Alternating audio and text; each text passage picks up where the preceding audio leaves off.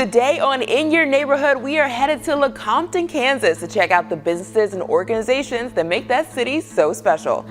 Hey Jack, how's it going? Pretty good today, thank you very much. Yes, of course. I'm really excited to be here in this museum in Lecompton, and I've learned so much already being here, but something that you guys are really passionate about is the anti-Lecompton ballot. So tell me a little bit about that. Well, this is an item we've just acquired not too long ago. And what we found is that this individual in New Jersey chose to run for re-election on what is known as the People's Anti-Lecompton ticket. After we acquired it, we did research, found out that he won his re-election.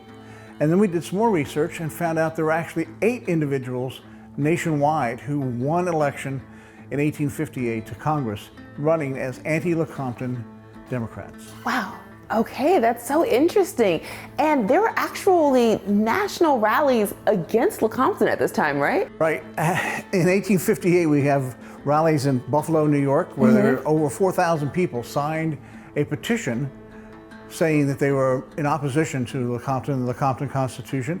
We also have one that we've acquired in the last year from Philadelphia, where the organizers believe that over 6,000 people were in attendance. Okay, so I want to know about the congressional debate, some of the action that happened with this, and it's all just so interesting. Well, when the delegates got finished writing the Lecompton Constitution over here at Block West, it was sent directly to Congress for ratification, which was kind of an unusual step. Yeah.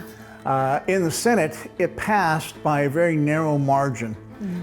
In the House, the debate became so intense that some reporters and newspapers describe it as having dissolved into actual fistfights on the floor of the House. All right, and you brought up Lincoln, so how does this all tie into the Lincoln election? Well, what you see is these anti-Lecompton Democrats pulling away, and that cost them control of the House of Representatives and Congress. And now the Democratic Party begins to split, and now the Republicans choose Abraham Lincoln.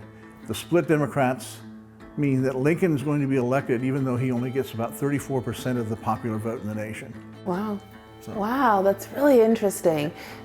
So if people want to learn more about all of this, how can they do that? Well, coming here is a good start. It's an opportunity not only in this museum, but the Constitution Hall, and they'll get to see where a lot of this took place right here in Lecompton. Okay. All right, well, thank you so much for sharing some of that history with us today. Well, thank you for coming in.